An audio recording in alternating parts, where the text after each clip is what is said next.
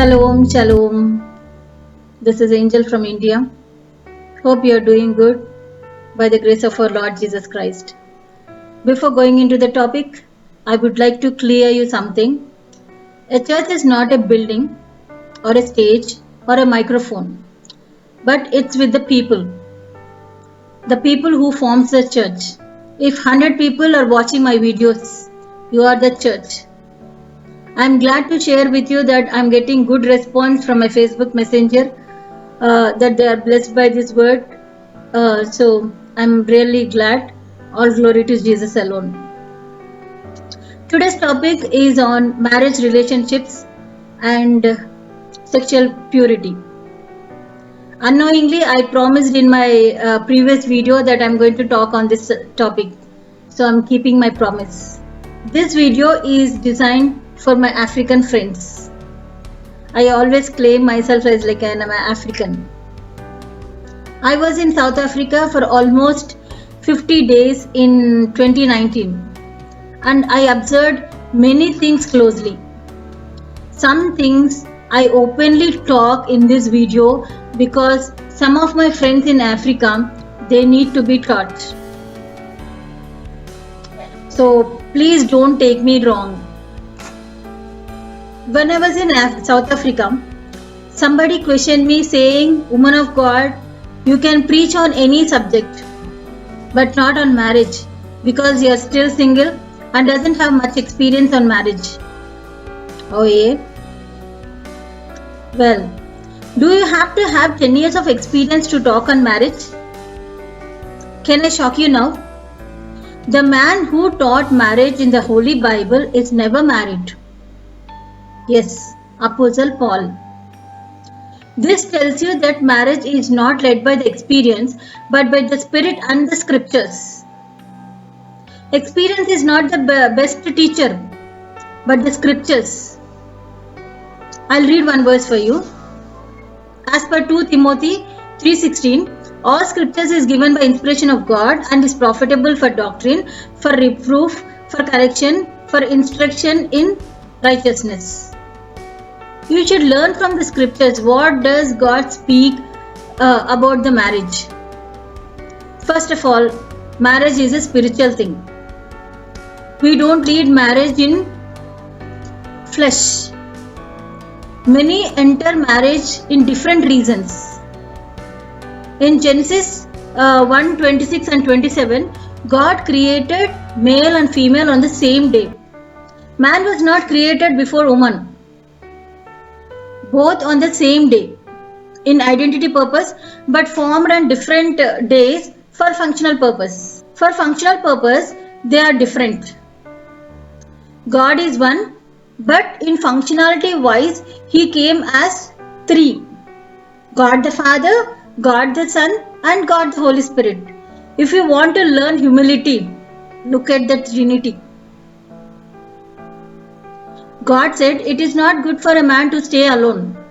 So God brought woman into the scene for helping, not to be a slave to the man, to help the man to accomplish the purpose. That means man cannot accomplish his purpose without a woman. He cannot produce by himself without a woman. This tells the necessity of the woman in man's life. What purpose is that? Be fruitful, multiply, replenish the earth, subdue and have dominion. As per Genesis 1:28. So without a woman, a man cannot achieve God's purpose. Do you know why Satan attacks on marriages? Because marriage is the best, first, greatest example of union with God.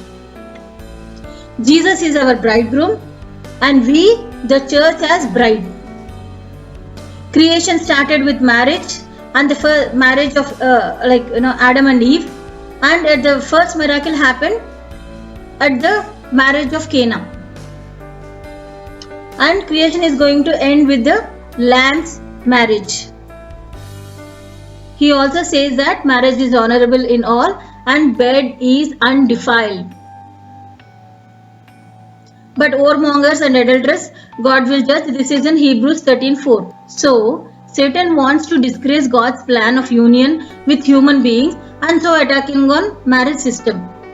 So be armed with the revelation of marriage before you marry. As per Ephesians 5:25 and 33, there are different instructions given to the man and woman. For husband, he said, husbands, love your wives as Christ loved the church and gave himself. Observe 2 points here. Love your wife and gave himself. You have to give yourself to your wife. When the husband loves or hates his wife, he is loving or hating himself. For wives, submit to your own husbands, not to somebody's husband. Leave them alone. And your submission should be as unto the Lord. That means you should submit to your own husband as if you are submitting to God. Submitting means as you are putting yourself under your husband. For the husband is head of the wife. Even the Christ is the head of the church. In business you can have equal rights, but when it comes to spiritual things and other things, woman should submit to husband and should make him the deciding factor of the house. Why God said so? Because women has a submission problem and men has a love problem. You see, always men complain that, see, my wife is not submitting, she is not obeying, whatever I say she is giving me back answers. This is how the husband always complains. On the other side, the wife also complains. See, my husband is not loving me. In the beginning, he used to love a lot. He used to get so many gifts. He used to get flowers every day. He used to say, I love you, I love you, I love you like this. But now he is not even taking care of me. He is ignoring me. This is how the woman complains. So, wife always expects love from the husband. At the same time, husband always expects the obedience, the submission from the wife. Are you getting me? It is an instruction from God. Whether your wife submits to you or not, you should love her. It is an instruction from God. Whether your husband loves you or not, you should submit to him. Otherwise, you are missing the whole thing. That's why marriage is not an emotional but spiritual. Now I'll talk about the sexual purity. Sexual purity is an instruction. As per 1 Corinthians 6:18, flee, I'll read it for you. Flee fornication. Every sin that a man doeth is without the body, but he that committeth fornication sinneth against his own body. He that committeth fornication is sinning against the own body. Yesterday I explained you what is fornication and what is adultery in my previous video. Fornication is nothing but, I'll tell you in the African terminology, sleeping around before the marriage comes under fornication. Sleeping around after the marriage comes under the adultery. So God says, flee. In this situation, God doesn't give you the grace to stand, but grace to flee. Are you getting me? No revelation about the finished work of the Christ can save you from this. When it comes to the sexual immorality, the power of the Holy Spirit makes available for you in your legs. He empowers your legs to flee. In spiritual warfare, we are told to stand. But in sexual immorality, we are told to flee. Amazing, right? This is the only war that a man is told to win by fleeing. You win the war of the sexual immorality not by prayer, fasting, tongues, rebuking, confessing or quoting scriptures. You win by flight. Working outside the marriage is a failure. Sex is something that God wants us to have within the confines. God is a good God. Marriage is a God's idea. He doesn't want you to be single and suffer. You can happily go ahead and marry and enjoy the sex. But devil comes in and brings sex out of the marriage confinement and spoil the good plan of God. Devil provokes people to do things out of the marriage covenant. Are you getting me? I'll read one verse for you. As per Genesis 39:9, Joseph faced such a temptation. His boss was not around. Boss's wife was desiring Joseph, but Joseph has a fear of God, and he replied and said, "How then can I do this great wickedness and sin against God?" Did you observe something here? Joseph lived before the 10 commandments was given. One of the commandment is do not do adultery, right? But here Potiphar's wife grabbed a jacket and Joseph ran from there, leaving the jacket. Because the only way to respond to the lust is to run. When it comes to the sexual temptation, run. Don't ever say, I can handle it, I can manage it, it's not a big deal. Because you can't. Let me explain you with the viscous cycle. This I got it from one of my beloved mentors. I'll put up the image here. In this, first comes temptation. Then this temptation leads to confidence in flesh. The Bible calls it confidence in the flesh. It leads to breakout of the sin. So you'll fall into the sin indulgence. Then after falling into the sin, you will feel guilty because you can never escape from your conscience, right? So you'll fall first to temptation, then comes the confidence in flesh, which leads to the sin, and then you feel guilty about it. So as per the psychology, when you feel guilty about it, you are doomed to repeat the same behavior. And slowly you'll get used to that.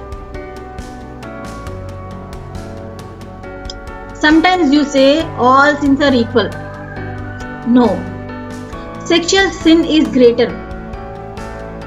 You might be saying like you're putting degrees to the sin. There are some sins, they're smaller, and some the greater. When you sin against your body, it's different from sinning other sins. Now I'll read few verses for you. 1 Corinthians 6:16-20. What? Know ye not that he which is joined to an harlot is one body? Or 2 saith he shall be one flesh? But he that is joined unto the Lord is one spirit.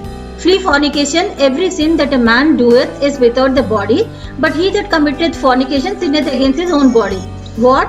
Know ye not that your body is the temple of the Holy Ghost, which is in you, which ye have of God, and ye are not of? Because God has visions of grandeur for your body, visions for radiance for your body, visions for outshining for your body, and He has visions for sparkling eyes and the river says for your body.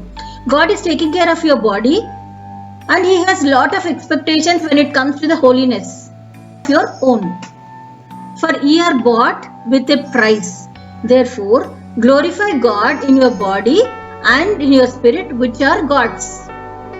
Notice that Holy Spirit did not leave you when you are sleeping around. That's He can be grieved. Anything less is sin, because it comes short of the glory that God has for you. Do you understand that? You are bought with a great price. You are bought by the blood. So glorify God in your body and in your spirit, which are God's.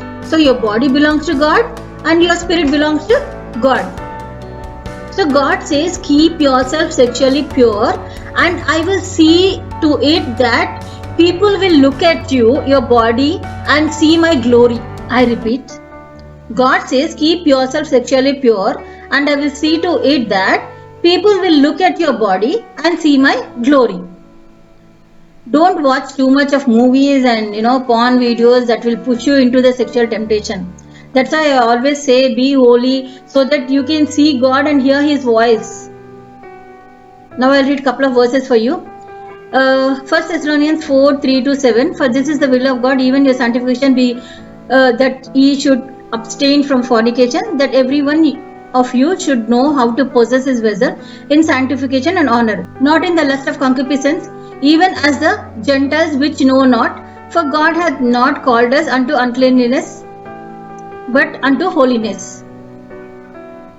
When you indulge yourself in the pornography, your own wife looks ugly when she's not. She looks ugly in your mind. Start loving her and then she will submit to you. And then you both will have peace and joy in your life. Sleeping around is a major sin. Do you know every man you sleep will leave a DNA inside of you? The reason why divorce feels so painful is because of two people that are bonded together as one. It's like you are removing a part of you from them. Everybody says that Western culture is spoiling our culture. Who has forced you to follow the Western culture and engage yourself in sleeping around without marrying?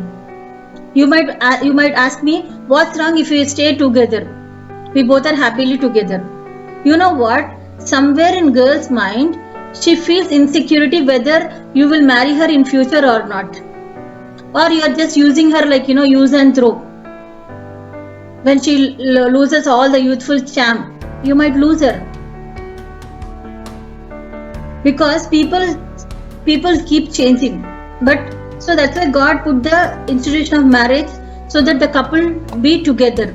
What is dating? Dating someone means you are seeing somebody specific with purpose on a regular basis, but not sleeping around. But not sleeping with that person. Dating has limitations as technology does. Running two softwares and checking the compatibility applies to the technology, not to the humanity. You can't sleep with a woman and test whether she is compatible to you or not. Woman is not a sex object. Unfortunately, this is what happening. You are actually taking away her virginity, her property.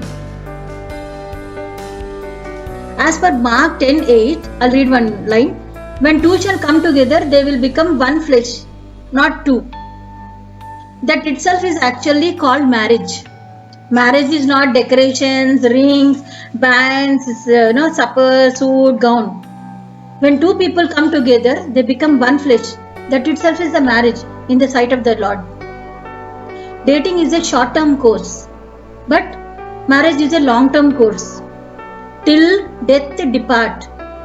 But many are taking it the other way around. Please respect the marriage institution and take up the long-term course. I observed in Africa, I know one couple, they're in relationship since 10 years, but not yet married, and they have 4 children. What if that man leaves that woman and run after another woman? What will happen to those 4 kids? Whose surname the 4 kids will take?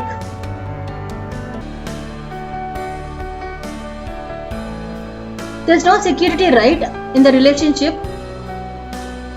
Man might run away at any point of time. Even women might run away at any point of time. It obviously hurts the other person, right? So please don't defile the bed.